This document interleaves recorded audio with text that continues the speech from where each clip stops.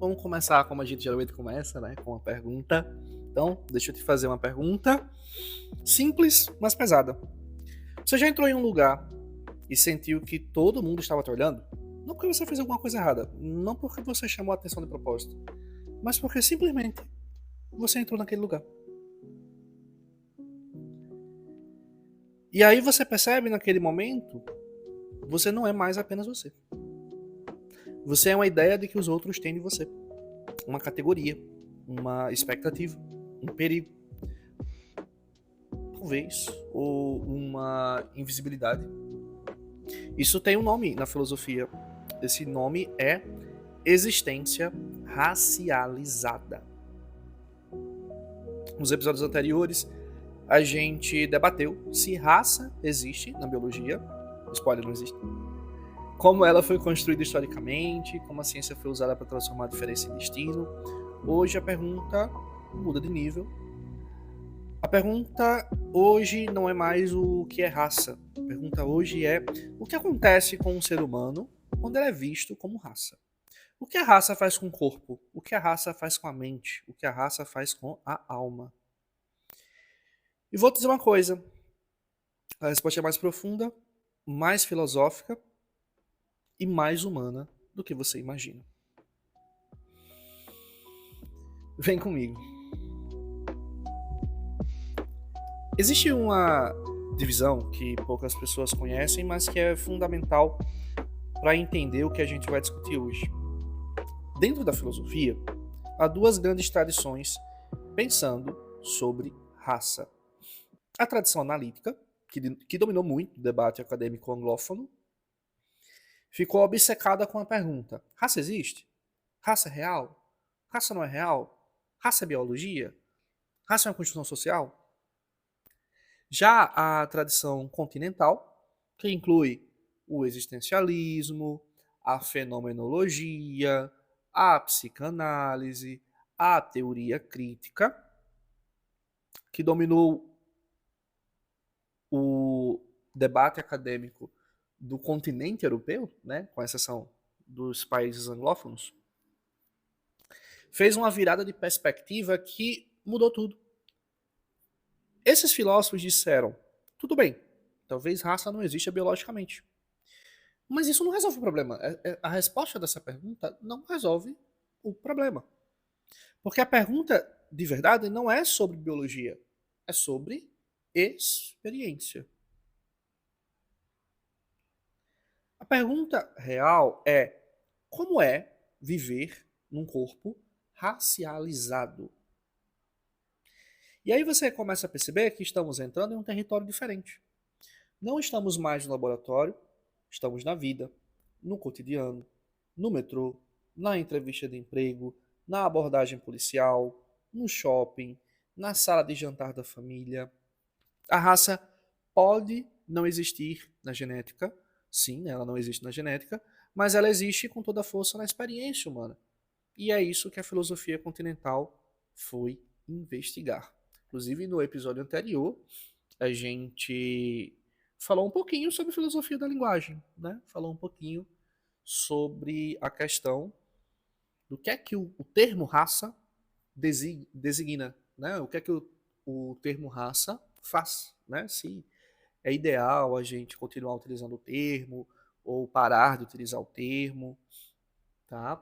E agora a gente vai passar por esse lado existencial e tem relação com a discussão do episódio, né? Mas a gente vai aprofundar ainda mais nisso. Vamos para o nível da vivência em um corpo racializado.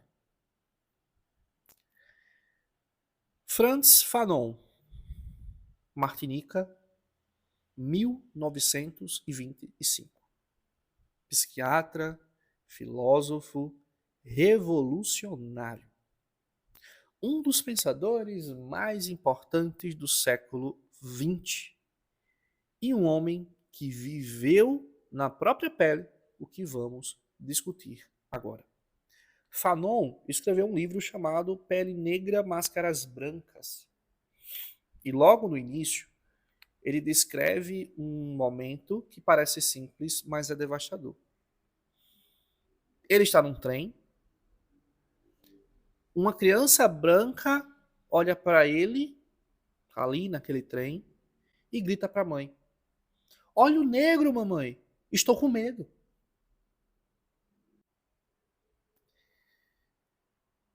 Pensa o que acontece nesse momento. O Fanon descreve assim no livro que Pele Negra, Máscaras Brancas, né? Ele veio ao mundo querendo entender as coisas, com a alma desejosa de estar na origem do mundo. E naquele momento, ele se descobre um objeto, entre outros objetos. Isso é fenomenologia. E vamos adentrar aqui na fenomenologia de um jeito simples. Na filosofia fenomenológica, especialmente em Merleau-Ponty, que Fanon leu com atenção, existe o conceito de esquema corporal. É a relação que você tem com o seu próprio corpo de forma espontânea e refletida. Você não pensa, agora eu vou levantar o meu braço. Você levanta o braço e pronto. Seu corpo é um instrumento que você habita por dentro. É o seu ponto de partida no mundo. Mas Fanon percebe que para o homem negro no mundo branco, esse esquema corporal é constantemente interrompido, substituído. O corpo deixa de ser vivido de dentro e passa a ser vivido de fora. Não é mais eu tenho um corpo. É meu corpo é visto de um jeito que define quem eu sou antes mesmo de eu abrir a boca. O meu corpo é visto de um jeito que eu sou antes mesmo de eu abrir a boca. Imagina o seguinte: você entra no ambiente e antes de falar qualquer coisa, as pessoas já decidiram quem você é. Sua competência, seu perigo, seu lugar. Tudo isso baseado em características visuais do seu corpo. Você então tem dois caminhos. Ignorar isso e bancar o custo emocional enorme de fazer isso, né, de ignorar. Ou começar a se ver através desse olhar. Começar a carregar aquele peso como se fosse seu. Fanon chama isso de colonização da autoimagem. E é aqui que a coisa fica realmente pesada. Jean-Paul Sartre, contemporâneo de Fanon, havia descrito algo que é uma das ideias mais potentes da filosofia existencialista agora. Para Sartre, o olhar do outro tem um poder específico. Ele me transforma de sujeito em objeto. Quando alguém me olha de um jeito que me define, eu deixo de ser liberdade pura, como Sartre dizia que o ser humano é, e passa a ser uma coisa, uma essência fixa, o perigoso, o suspeito, o diferente. Sartre via isso como algo que acontece com todos os seres humanos no encontro com o outro. Mas Fanon discordou de Sartre num ponto fundamental e essa discordância é genial. Sartre esqueceu que o homem negro sofre em seu corpo de um jeito completamente diferente de um homem branco.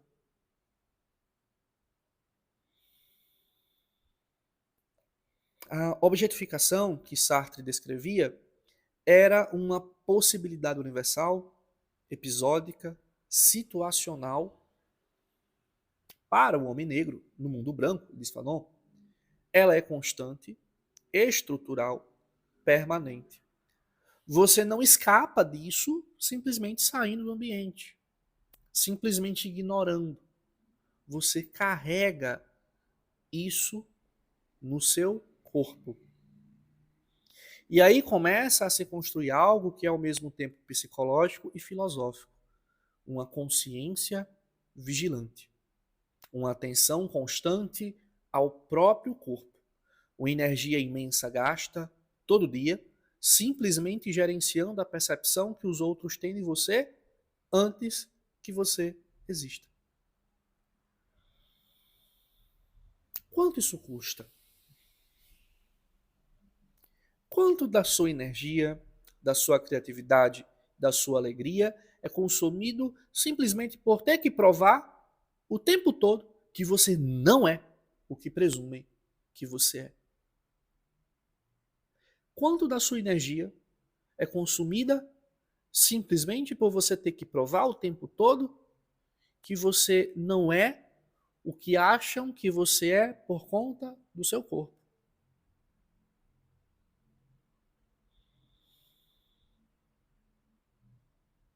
O que significa ser visto como problema, não como uma pessoa?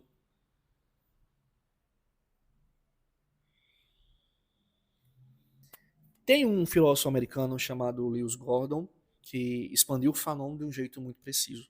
Gordon é um pensador do que ele chama de existencialismo africano. Sim, existe um existencialismo africano. Na verdade, né, é bom a gente sempre lembrar. Sim, existe filosofia africana, né? Porque às vezes as pessoas podem achar que só existe a filosofia europeia. Gordon é um pensador do que ele chama de existencialismo africano ou africana e de filosofia africana, né? E ele faz uma pergunta que parece simples, mas é cirúrgica nessa discussão que estou trazendo aqui nesse episódio. Ele pergunta: qual é a diferença entre ser um problema e ter problemas?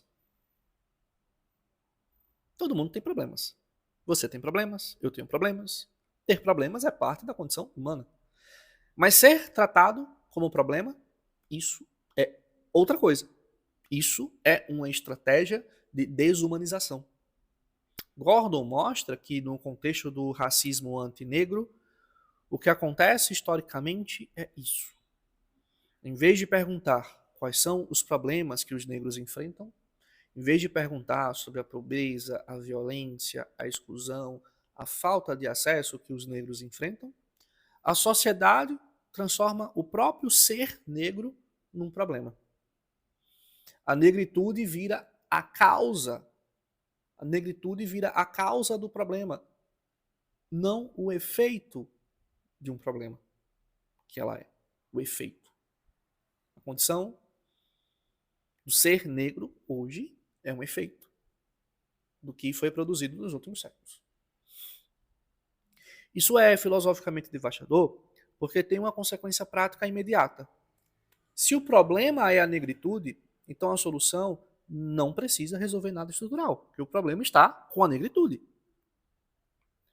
Não precisa criar empregos, não precisa desmontar o racismo, não precisa transformar instituições. A solução passa a ser controlar, vigiar, eliminar o que é visto como problema. E o que é que precisa ser controlado, vigiado e eliminado? Porque o que é que está sendo visto como problema? A negritude. É como numa empresa onde há um vazamento no cano. Você pode resolver o vazamento, né? Trocar o cano, consertar a estrutura, ou você pode colocar um balde embaixo e culpar a água para molhar o chão. O racismo estrutural, diz Gordon, é a filosofia do balde. Você nomeia o sintoma como causa e assim nunca precisa mudar nada. Aqui entra outra ideia que Gordon pega de Sartre e transforma o conceito de má-fé para Sartre. Má-fé é quando o ser humano foge de sua liberdade, quando age como se não tivesse escolha, como se fosse uma coisa determinada, um objeto sem agência. É a pessoa que diz, eu sou assim, não consigo mudar, para não ter que se responsabilizar por nada. Isso me lembra muito aquilo que geralmente a gente escuta, né? Eu nasci assim, eu vou crescer assim, vou morrer assim, né? Eu sou assim, não consigo mudar. E com isso você não se responsabiliza por suas falhas, né? Então, má fé é quando o ser humano foge da sua própria liberdade, da sua própria responsabilidade, quando ele diz que não tem escolha dele, ele não tem escolha quanto a como ele é. Gordon usa esse conceito de um jeito brilhante. O racismo é uma forma coletiva de má fé. Quando a sociedade transforma a negritude num problema, ela está, na linguagem de Sartre, tratando os seres humanos como coisas, tirando deles a complexidade, a liberdade, a humanidade. E com isso também se esquivando da responsabilidade moral de encarar a própria cumplicidade com a opressão. É mais fácil dizer o problema são eles do que perguntar o que é que eu faço que mantém esse sistema, o que é que eu faço que acaba causando o problema neles. O que é que eu contribuo para perpetuar essa estrutura racista. Você já percebeu isso em você mesmo? Não necessariamente sobre raça, mas aquele impulso de nomear o outro como problema para não ter que olhar para dentro. Isso é a má fé. E é humano demais.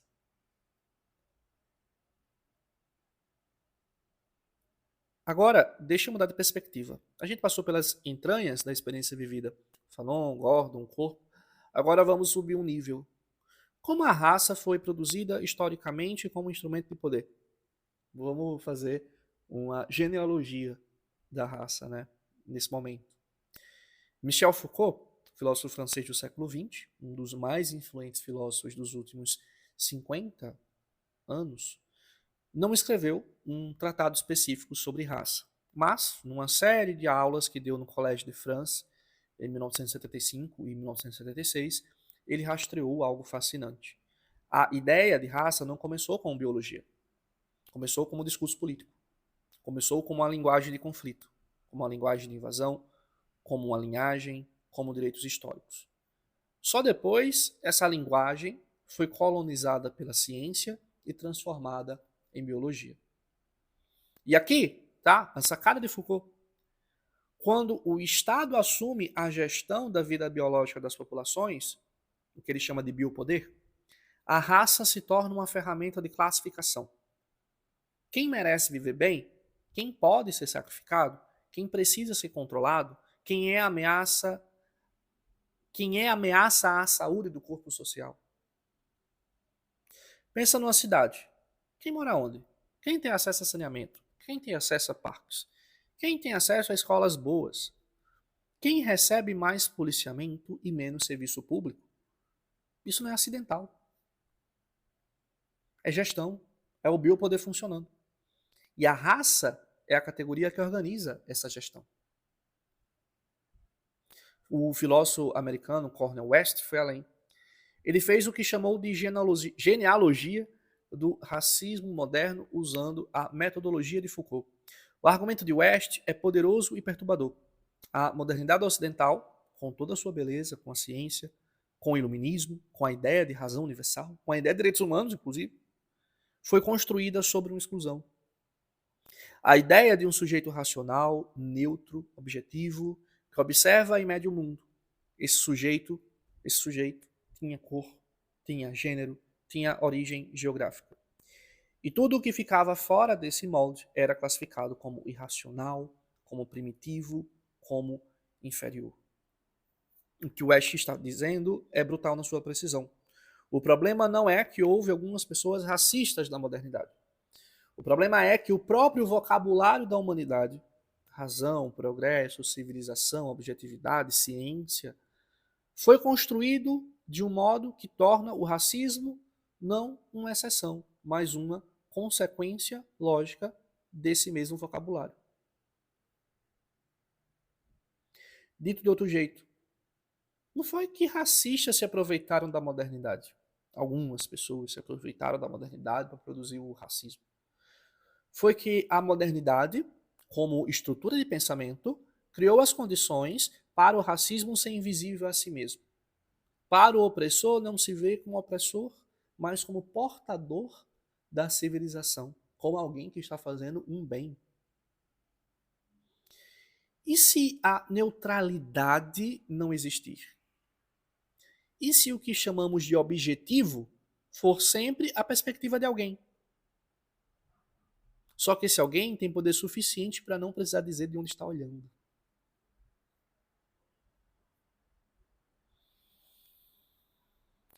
Jacques Derrida, filósofo franco-argelino, e já começa aí, na verdade, né, uma complexidade interessante, ele mesmo atravessado por questões de identidade e pertencimento, por ser franco-argelino. Jacques Derrida disse uma coisa que parece simples, mas é profunda. Não há racismo sem linguagem. O que ele está dizendo não é que o racismo é só discurso, só palavras. Ele está dizendo que o racismo precisa de uma palavra para existir. Que a violência racial sempre é antecedida por uma nomeação. Antes de perseguir alguém, você precisa chamá-lo de alguma coisa. Antes de excluir, você precisa categorizar. Antes de desumanizar, você precisa criar o conceito que vai sustentar a desumanização. Pensa no apartheid. A palavra apartheid significa separação em afrikaner. Mas antes de ser política, antes de ser lei, ela foi um conceito. Ela foi linguagem. Foi a ideia de que separação é possível. Foi a ideia de que separação é necessária. Foi a ideia de que separação é natural. E isso tem uma implicação muito prática. Se o racismo se sustenta da linguagem, então transformar a linguagem é parte essencial de transformar a realidade. Não é suficiente, mas é indispensável. E aí, inclusive, eu remeto a vocês ao episódio anterior, que a gente discutiu mais essa questão do termo raça e como essa questão da linguagem acaba influenciando. Quando você nomeia o que antes não tinha nome, racismo estrutural, privilégio, invisibilidade, você não está apenas descrevendo, você está abrindo espaço para que aquilo passe a ser visto. Você está abrindo espaço para que aquilo possa ser transformado. Por quê? Porque o que pode ser visto pode ser transformado. E daí a importância de nomear.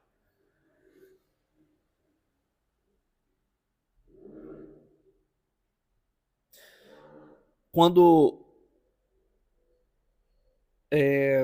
a gente vê por essa perspectiva, a gente vê que tanto a linguagem ela pode ser utilizada para sustentar, quanto a gente precisa utilizá-la para denunciar o que está acontecendo e modificar o que está acontecendo. Você já notou que, como certas palavras têm o poder de mudar a sua relação com a experiência? Quando você aprende o nome de algo que estava sentindo sem conseguir nomear, algo muda. Não porque o sentimento era falso antes, mas porque agora você pode olhar para ele, conversar com ele, eventualmente trabalhá-lo. Quando você tem um conjunto de sinais e sintomas que você não sabe exatamente o que aquilo é, você pode até tratar esses sinais e sintomas desse problema que você pode estar sentindo, mas isso não necessariamente vai ser eficaz. Por quê? Porque você não está tratando a causa. Para eu tratar a causa, eu preciso nomear o problema. Eu preciso nomear o que é que aqueles sinais e sintomas apontam. Eu preciso de um diagnóstico. Esse diagnóstico me dá um nome. A partir do diagnóstico, eu posso fazer o tratamento para tratar, agora sim, a causa, e não os sinais e sintomas. Nomeação é poder. Sempre foi poder.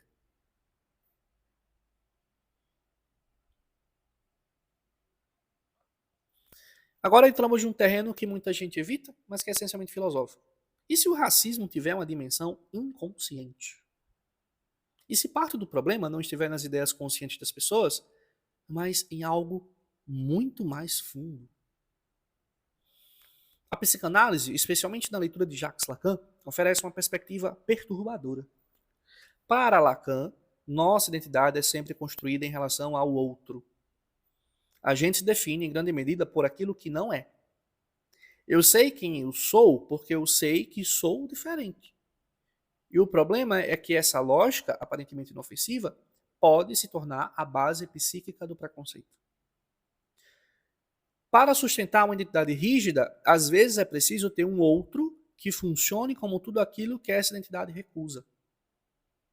O problema é que esse outro acaba carregando tudo que é temido, tudo que é rejeitado, tudo que é inconfessável. E o racismo funciona exatamente assim.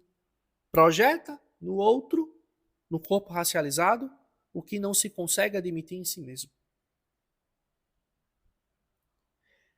É como aquela história do bode expiatório. Você tem um problema que não consegue resolver, uma angústia que não consegue nomear, um medo que não tem nome. Aí você encontra alguém para colocar esse peso. Não é racional, não é consciente. É um mecanismo de defesa psíquica. Sheldon George e Derek Hook dois pesquisadores que trabalharam especificamente com Lacan e raça, mostram que o racismo opera em camadas que escapam do debate consciente.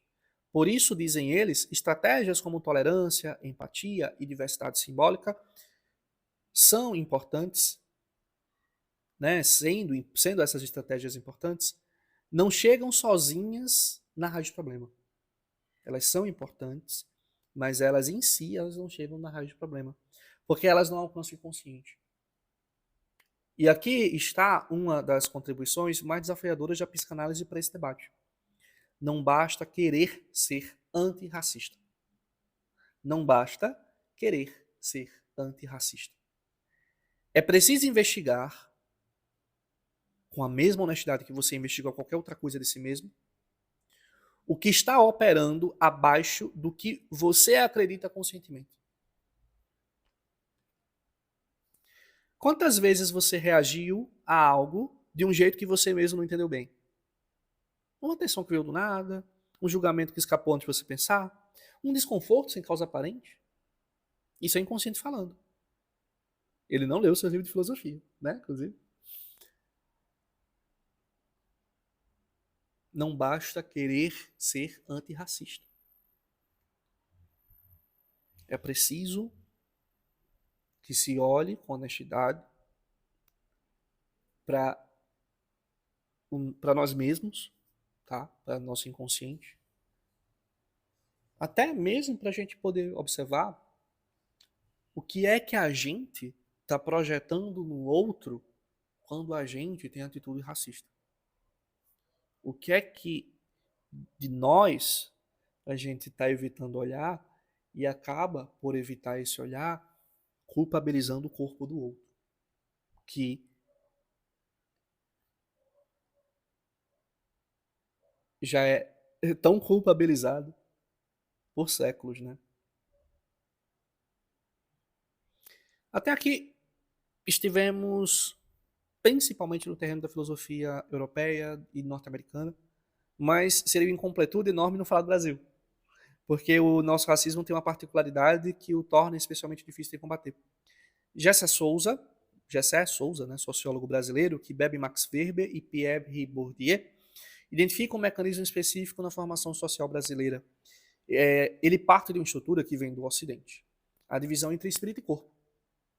O espírito é associado à inteligência, à moralidade, à cultura, e é o que confere dignidade. O corpo tem relação com o trabalho manual, com o instinto e animalidade, e é o que nega a dignidade. O espírito confere dignidade. O corpo nega dignidade. No Brasil escravocrata e nos séculos que seguiram a esse Brasil escravocrata, essa estrutura foi usada de um jeito perverso. As elites se apropriaram do espírito e as classes populares, negras, pobres, periféricas, ficaram com o resto, ficaram com o corpo, com o trabalho, com a obediência, com a invisibilidade.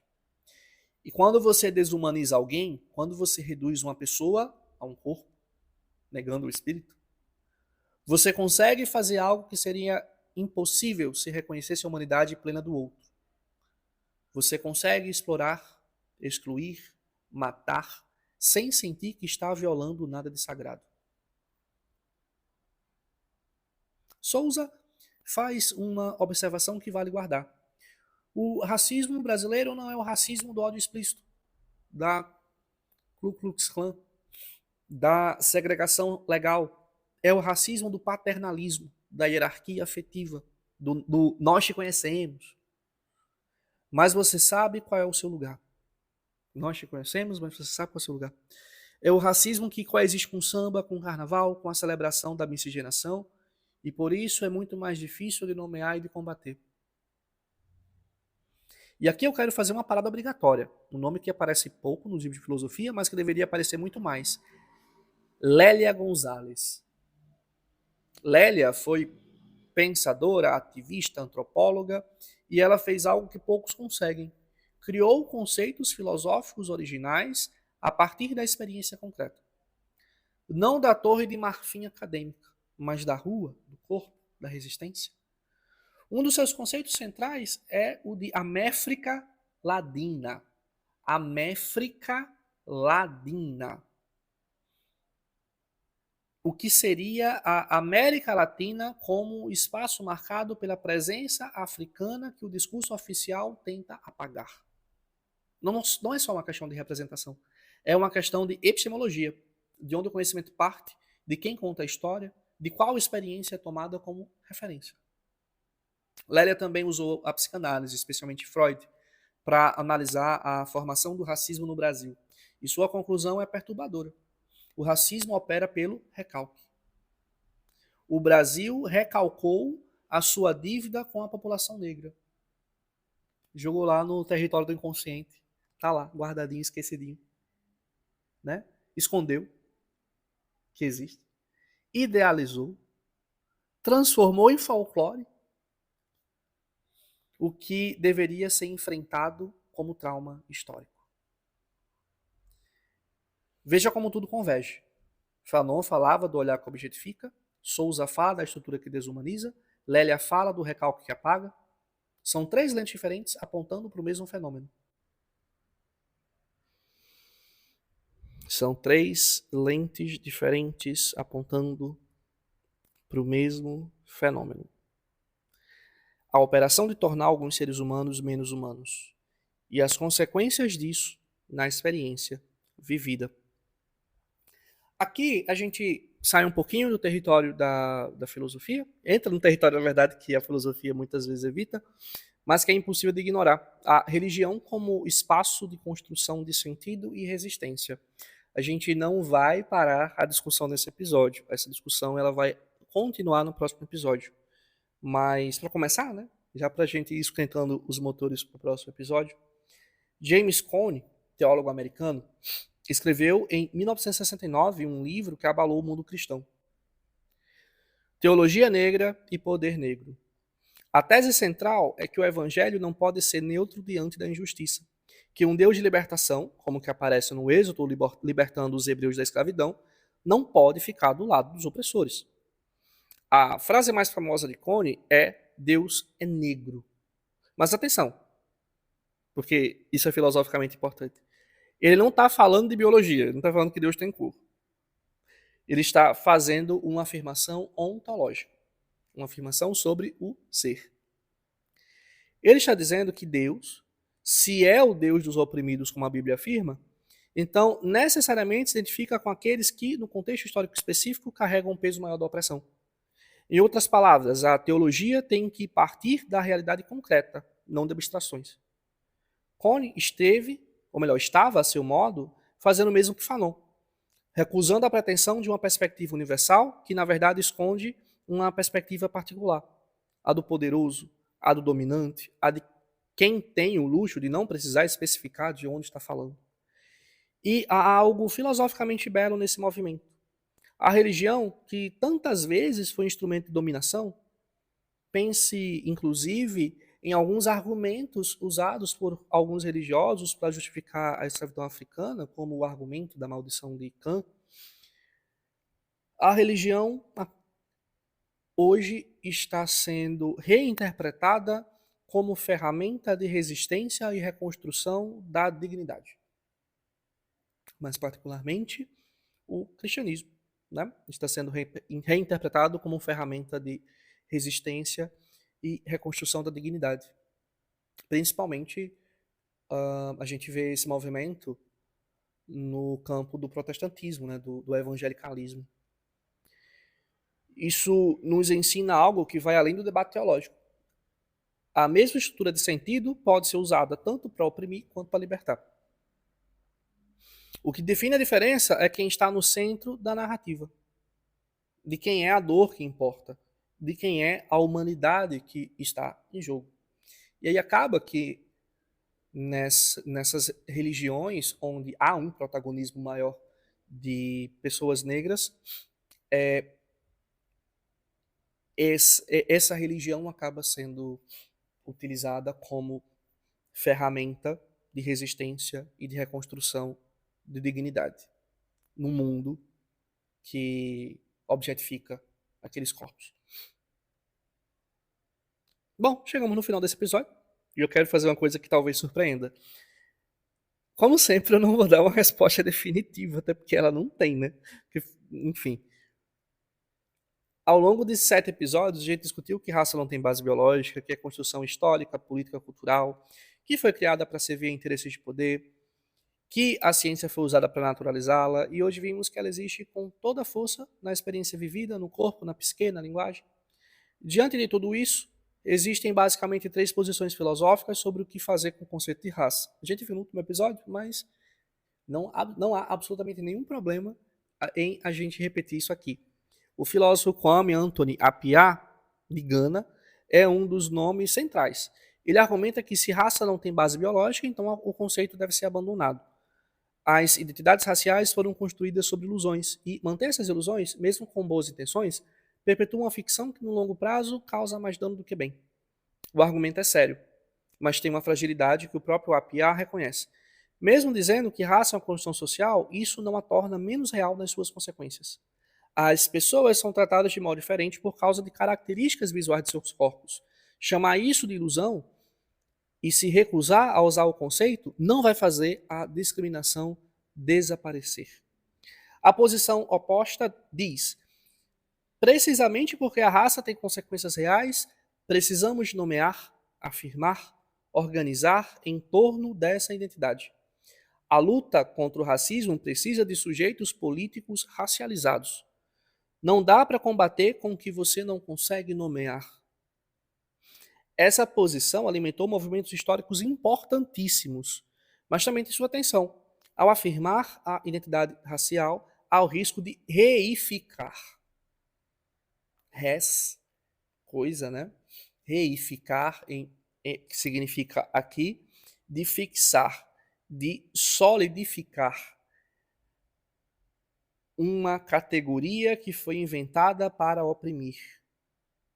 Você luta com as armas do inimigo, usando as categorias que o inimigo criou, mas há o problema de você acabar solidificando isso ou da mesma forma ou de uma outra forma. E aí surge uma terceira via, mais difícil e mais sofisticada. Reconhecer a realidade das experiências racializadas sem transformar a raça em essência definitiva.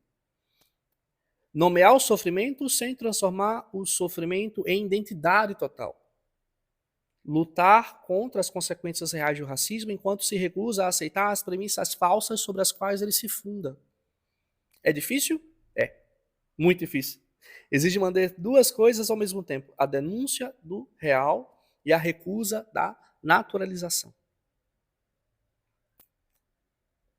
Aqui não há resposta fácil, né? E desconfie de quem oferece uma resposta fácil para isso. A gente começou esse episódio com a pergunta: o que acontece com o ser humano quando ele é visto como raça?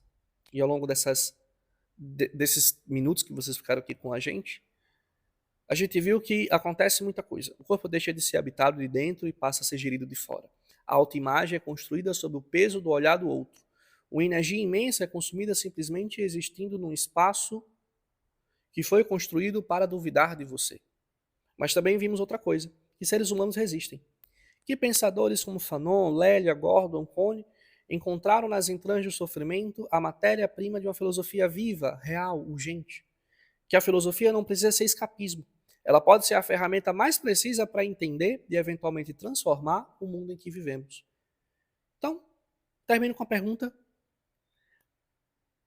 se a raça não é natural, mas funciona como se fosse natural, quem você seria fora do olhar que te define?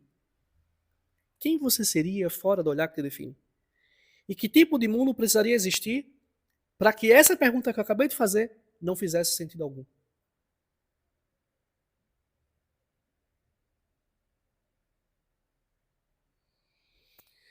Obrigado por ter chegado até aqui, sério, tá? Se esse episódio te moveu de algum jeito, seja para concordar, seja para discordar, seja só para pensar, para refletir, compartilha com alguém que também merece essa conversa. E no próximo episódio a gente continua, tá? Não terminamos a discussão de racismo por aqui. De racismo, não. Especificamente de raça. Quando a gente terminar sobre raça, aí a gente começa a falar mais especificamente sobre racismo. Embora nessas discussões, né, que a gente está falando sobre raça, não tem como deixar de falar do racismo. Filosofia como arte de viver. Até o nosso próximo episódio.